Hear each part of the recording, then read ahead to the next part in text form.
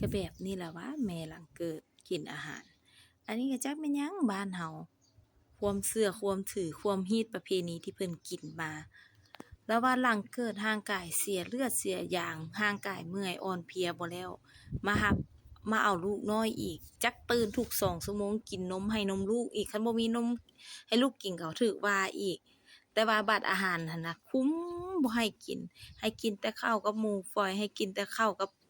ต้มไก่แบบจืดๆปรุงรสชาติก็บ่ได้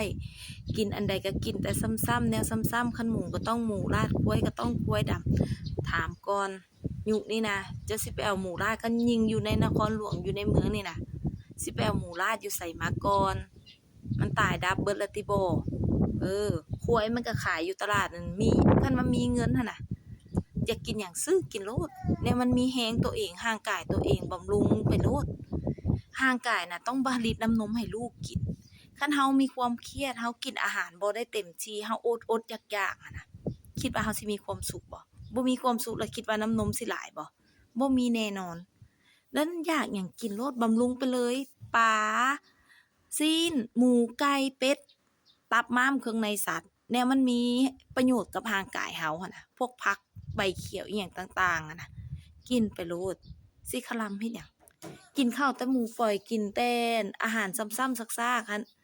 แล้วคิดว่าตัวเองสิมีแรงบ่เอาลูกน้อยหั้นมันเมื่อยพอแรงล่ะอย่าซุมมาเมื่อยกับปัญหาจุกจิกกับคนอ้อมข้างกับอาหารการกินเถาะเอาเวลาสมองไปเบิ่งโฟกัสว่าลูกนี่ ตอนน้อยนี่ก็มีอาการแบบนี้ผิดปกติอิหยังจังไดอิหยังไปเบิ่งใส่ใจลูกส่วนนั้นดีกว่าแล้วก็นอนพักผ่อนเก็บแรงตัวเองไว้เบิ่งแยงลูกหั้นดีก่อนแล้วก็เบิ่งสุขภาพตัวเองฟื้นฟูร่างกายตัวเองหั้นดีก่อนมีหยังกินโลดคันมีเงินแล้วซื้อกินโลดอยากกินหยังแล้วซื้อกินโลดอืมบำรุงไปโลดขนาดตอนถือพานยังบำรุงเต็มที่เกิดมาแฮงเมื่อยก่อนถือพานเป็น10เท่าบำรุงเข้าไปอาหารบ่แม่นสิไปอดๆอยากๆอยู่หั่น กินคาล้ำหลายแล้วก็ว่าตัวเองผิดกรรมบัดตัวเองมากินตัวเองบ่ได้กินมาเป็น5-6เดือนเป็นปีบัดมากินมันก็ต้องมีอาการต่อต้านในร่างกายอยู่แล้วมันก็เป็นธรรมชาติคือเฮายกเบียร์นี่แหละเฮาบ่ได้กินเบียร์เฮาถือพาเฮาได้กินเบียร์เป็นปี2ปีถือพาให้นมลูกรวมเป็น2ปีละ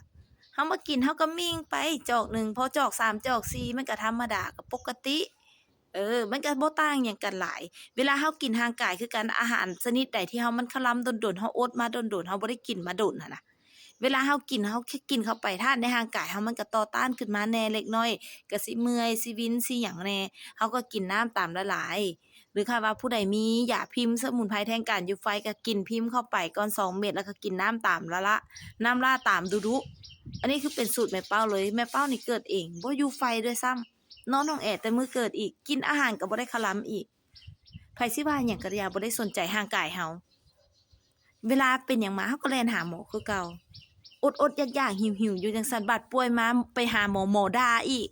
หมอให้อีกแล้วก็ว่าทั้งมันก็ว่าแต่พิษกรรมจังได๋ร่างกายเจ้ามันขาดสารอาหารแล้วเร่งให้กินแต่น้ำร้อนกินน้ำร้อนกินน้ำร้อนใส่คนเฮาน่ะเวลาหลังเกิดน่ะเฮาเสียเลือดหลายอยู่แล้วเฮาไปเร่งกินน้ำร้อนขับเลือดมันออก ร่างกายมันก็อาจจะเสี่ยงกับการตกเลือดออกหลายโตเหลืองหน้าเหลืองโตซีดจอยผอมกินข้าวบ่แซ่บกลายเป็นแทนที่สิจอยๆแห้งๆบ่ได้เป็นจอยแบบบวมๆตีนบวมมือบวมโตบวมจอยบวมน้ำดังนั้นทุกมื้อนี่น่ะมันทันสมัยแล้วการแพทย์ก็ทันสมัยอาหารการกินก็ทันสมัยขึ้นเขาก็ต้องอิงตามหลักแพทย์แผนปัจจุบันแล้วก็เบิ่งตามร่างกายตัวเองที่มันต้องการสารอาหารในการเลี้ยงลูก บ่แม่นสิมาเฮ็ดขาดสารอาหารแล้วให้นมลูกแล้วอยากให้ลูกตัวเองตุ้ยว่าซั้น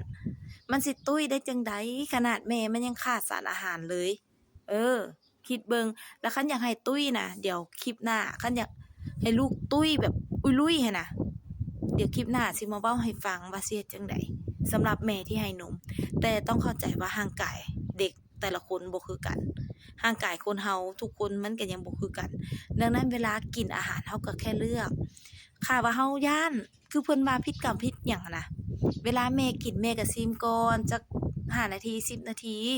คันบ่รู้สึกหยังเฮาก็กินเลยคันอาหารใดที่แบบว่าเฮาบ่ขิวบ่เหม็นเฮาก็กินเลยแต่คันอันใดที่ว่ารู้สึกได้กินแล้วมันวินๆหัวเฮาก็บ่ฟ้าวกินมันเทื่อไว้ให้ร่างกายเฮามันแข็งแรงกว่านี้ผ่านไปสักเดือนหนึ่ง2เดือน เฮาค่อยกลับมากินมันก็บ่ได้ยากอาหารการกินเฮาก็ค่อยลองไปร่างกายเฮาบ่แม่นว่าเพิ่นบ่ให้กินเพิ่นให้อดก็สิอดอยู่หั่นเป็นปี2ปีจนเลิกให้นมลูกบัดเจ้าไปกินมันก็อ่อนเพลียมันก็ต่อต้านมันก็วินหัวแล้วก็ว่าตัวเองหั่นเกิดลูกมา2-3ปีแล้วก็ยังพิษกรรมอยู่